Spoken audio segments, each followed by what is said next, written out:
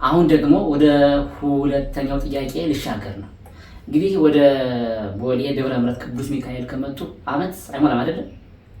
እዚህ ቦታ ከእርሶ በፊት የሆነ ጩኸት ነበር። እኔም ስለሰራሁበት ነው። አንዳንድ ጩኸቶች ነበሩ። የት? ቦሌ ሚካኤል ላይ በተለያዩ ነገሮች በጣም ሚዲያ ላይ የሚራገብ ነገር ነበር። አሁን እሱ ነገር ጸጥ ረጭ ብሎ ዛሬ ሐምሌ 12 በዚህ ግቢ ስገኝ ሌላ የተለየ ታሪክ ነው ያየሁት። የተለየ ድባብ የአዲስ አበባ ሀገረ ስብከት ሊቀ ጳጳስም ተገኝተው ሁኔታውን ታዝበው የሄዱበት አጋጣሚ አይቻልም። እና ይሄ ደብር አሁን ላይ ሰላም ነው አይደላባት? እና እንዳው ይሄን ሰላም እንዴት ነው ወደዚህ ያመጡበት? እሺ እንግዲህ እኔ የተመደብኩት ህዳር 29 ቀን 2018 ዓመተ ምህረት ነው ወደዚህ ቦታ የመጣሁት። ከዛ ጊዜ ማነው ህዳር 26 አካባቢ ነው የመጣሁት። 29 አካባቢ እዚህ ቦታው ላይ ገብቻለሁኝ። ምንድነው ቦታው ላይ ያው የነበረው የአደባባይ ምስጢር ነው፣ ውጭ ወጣ ነው። ችግሮቹ ሰፋ ያሉ ነበሩ። በእውነት እንዲህ አይነት ነገር ይገጥመኛል ብዙ ጊዜ የምላክባቸው ቦታዎች ላይ። አንድ ቦታ እዛ ጴጥሮስ ጳውሎስም ለ4 ወራት ቢሮ ሁሉ ታሽጎ ነበረ የገባሁት። እግዚአብሔር ረድቶኝ በእውነት የኔ ብቃት የኔ ችሎታ ሳይሆን እግዚአብሔር ቸርነት ነገሮች ተስተካክሎልኝ በሰላም 2 ዓመት ቆይቻለሁ። እዚህም ቦታ ላይ እንደዚሁ ጥሩ ያልነበሩ ነገሮች ነበሩ የነበሩት። ታሪክን ታሪክ ያነሰዋል ወደኋላ መጣበት ይሆናል እና በጣም ነው የሚገርመው የነበረው። በጣም እጅግ ሰፊ ልዩነቶች ነበሩ። እነዛ ሰፊ ልዩነቶችን በትዕግስት በመረጋጋት በሰከነ ከ17 ጊዜ በላይ ስብሰባ በማድረግ የአካባቢውን ወጣቶች የብቻ ሰንበት ትምህርት ቤቱን የብቻ የሰንበት ትምህርት ቤቱን አመራር የብቻ የአስተዳደር ጽሕፈት ቤቶቹን የብቻ ሰበካ ጉባኤውን የብቻ ሀሳባቸውን እያንዳንዳቸውን ከወሰድኩ በኋላ ቀጥታ ምንድነው ያደረግኩት? ሁሉንም በጋራ በተለይ የአዲስ አበባ ሀገረ ስብከት የአዲስ አበባ የሰንበት ትምህርት ቤት አንድነት በእውነት ትልቁን የዚህን የግቢውን ሰላም አንበሳውን ድርሻ ይወስዳል። አግዘው በጣም ተጋግዘን ከእነሱ ጋር በመሆን የጋራ በጣም እንደገና ደግሞ የአስተዳደር ጽሕፈት ቤቶችም ቢሆን እጅግ በሰከነ መንፈስ በተረጋጋ መንፈስ ነገሮችን በጣም በተረጋጋ መንፈስ በማየት የሰላሙን በር በይበልጥ እነሱም ከዛ የሰንበት ትምህርት ቤቱም ልክ ስናቀራርባቸው ወጣቶችንም ስናቀራርባቸው ሁሉም ሰላም ይፈልጋሉ እና አየር ላይ የዋለው እና ወደ ውስጥ ገብተህ የምታየው ነገር ብዙ አይገናኝም። እና አንዳንድ ጊዜ አየር ላይ ነገሮችን እንደው ለእንጀራ ብለን የምናውል ሰዎች አንዳንድ ጊዜ እውነታዎች ሊኖሩ ይህ አንደበት ይታሰራል እና እውነታዎችን ይዘን ብንዘግብ እውነታዎችን ይዘን ብናወራ ብዙ ጥቅም አለው። ከዚህ ጋር እያይዞ እንዲመልሱልኝ ሚዲያ ላይ የሚባል ነገር አንድ ነገር ነበረ። ቦሌ ሚካኤል አለ ሰው ሲሞት ሰው ሲቀበር የሚከፈለው 100 ምናምን ሺህ ብር ምናምን እንዳለው ዘገባም ነበርና ነው ይሄ ነገር በደንብ ያጠሩት። እኔ እንግዲህ ምንድነው አሁን ይሄ ብር እየተከፈለ ነው የሚለውን በእውነት እኔ አላየም፣ ያየሁትም ነገር የለኝም። በየትኛውም ማጥቢያ የሚከፈለው አይነት ሂሳብ ይከፈላል። የትኛውም ማጥቢያ ላይ ቤተክርስቲያን ብቻም የሆነ ነገር አለው።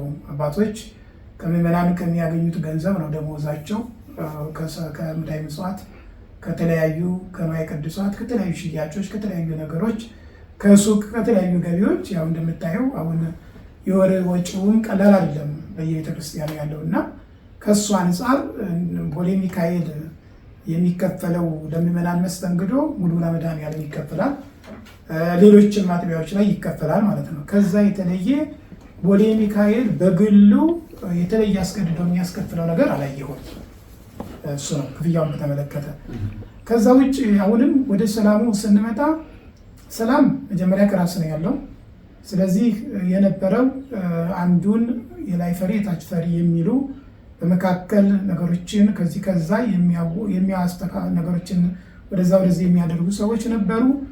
እነሱንም ጭምር ልክ እንዳልሆኑ የጋራ ስምምነት ደርሰን የአካባቢ ወጣቶች፣ ሰንበት ትምህርት ቤት ልጆች፣ በተለይ ደግሞ የአስተዳደር ጽሕፈት ቤት፣ ሰበካ ጉባኤው፣ ሊቃውንቱ፣ በተለይ ማህበረ ካህናቱ፣ በጣም ትልልቅ አባቶች በእውነት ስታያቸው የምትፈራቸው የምታከብራቸው በእድሜ የበሰሉ ረጅም ዘመን ቤተክርስቲያንን ያገለገሉ ትልልቅ አባቶች ያሉበት ደብር ነው። እነዚህን አባቶችም ጭምር በእውነት ለሰላሙ ቅድሚያ በመስጠት አብረውኝ በጸሎታቸውም አስበውኝ አግዘውኝ ያው ቦታውን ሰላም ለማድረግ ችለናል።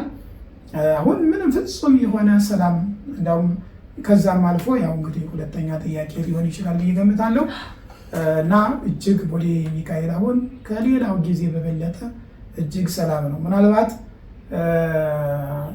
ነገሮች ያነሷቸዋል እንደሚባለው አፍሪካ ህብረት ቅዱስ ሚካኤል በምላክበት ወቅት አንድ ካህን ከዚህ ዓለም ተለይተው ነው እና በዛ ጊዜ የነበሩ ሰዎች ሀገረ ስብከቱ አወቋቸው ደረስኩባቸው ያላቸውን ሰዎች በብዙ መንገድ እንግዲህ ማለት በዛ በሰውየው ሞት አሉበት ማለት ሳይሆን በዚህ አለመግባባቶች ተፈጥረው ካህኑን ከመሞታቸውን ባሻገር እርስ በራሳቸውም ትንሽ አለመግባባት እንደ መጣላትም እንደ ዱላም የደረሱ ነበሩ።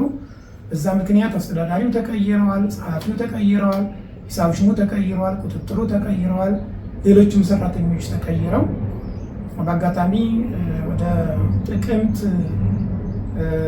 14 ይመስለኛል 11 አካባቢ እኒያ ካህን አርፈው በወሩ ህዳር 14 ቀን ከአቃቂ መንበረ ሕይወት ወደ አፍሪካ ህብረት ቅዱስ ሚካኤል ሲዛወር ከፍተኛ አለመግባባቶች ነበሩ። ከፍተኛ በምን በካህኑ ሞት ጸበል አጥማቂ ናቸው ካህኑ። ጭንቅላታቸው በፌሮ ፈርሶ ማንን እንደመታቸው እንኳን ሳይናገሩ ህይወታቸው አልፎ እሳቸው በሞቱ በወራቸው ነው የገባሁትና በጣም ከፍተኛ ልዩነት ነበር። ያንን ልዩነት በጣም በጥንቃቄና በዘመኑ በነበሩት በሀገረ ስብከቱ ዋና ስራ አስኪያጅና ሊቀ ጳጳስ ፍጹም ቅንነት ቦታውን ወደ ሰላም እንዲመጣ ያንንም ያደረጉበት አጋጣሚ ነበረ ብዬ አስባለሁኝ። እንግዲህ ጴጥሮስ ጳውሎስም እዚህም እዛም እንዲህ አይነት ነገሮች በዚህም የገጠመኝ ነገር ነበሩ ለማለት ፈልጌ ነው። በጣም ይሄ ትልቅ ጥበብ ነው። ሰላምን የሚወዱ ሰላም ይሆናሉ። እንግዲህ ከእርሶ አንድ አርአያና ምሳሌነትን ወስጃለሁ። በተለይ እንደው ችግር ላይ የነበረ አጥያን ወደ ሰላም መልሶ በዚህ ልክ ማየት በጣም ከገረመኝ ነገር ግን በነገራችን ላይ ስለ እንደው ጸሐፊዎት እንዲህ ነው። ጸሐፊዎት ጋር በደንብ ተጋብተው ነው የሚሰሩት። በሚገርመው እንግዲህ ሊቀ ልሳናት ተስፋ ሚካኤል ይባላል እኔ ጋር ያለኝ አብረኝ የሚሰራው ጸሐፊ። እንደ አጋጣሚ ትንሽ ጊዜ ከዚህ ሽሮ ሜዳ ስላሴ እያለው ምክትል ጸሐፊ ሆነው አብረን ሰርተናል፣ እንተዋወቃለን። እዚህ ቦታ ላይ ስመጣ ግን ትንሽ እንዲያው ፈራ ብዬ ነበረ። እኔ በእውነት ነው ካለው ጩኸት አንጻር ትንሽ እንዲያው መግባባቶች ይፈጠሩ ይሆን ብዬ ነበረ። ነገር ግን በእውነት እንዲያው ቅን፣ ታዛዥ፣ ነገሮችን ደግሞ በልበ ሙሉነት በቁርጠኝነት ከዚህ ይሄ ጎንዮሽ ይሄ ጀርባ ይሄ ገዛ የለም። ቀጥተኛ ነው። ባህሪውን ወደዋለው። ሀሳቦችን በግልጽ የመግለጥ አቅም አለው እና በጣም ተግባብተን ነው የምንሰራው፣ ተከባብረን ነው የምንሰራው። እስካሁን ባለንባት ከዚህ ከታኅሳስ ወር ጀምሮ እንግዲህ የነገውን አላውቅም፣ እስካሁኗ ደቂቃ ድረስ ግን በልዩ ሁኔታ በመከባበር ምንም አይነት የጎንዮሽ ድብብቅ የሌለበት በግልጽ ተስማምተን ተከባብረን ነው የምንሰራው። በጣም ጥሩ፣ እግዚአብሔር ይመስገን። እንደዚህ ያለ አለቃና ጸሐፊ ነው የሚያስፈልገው ለቤተክርስቲያናችን ሰላም ለመፍጠር ማለት ነው።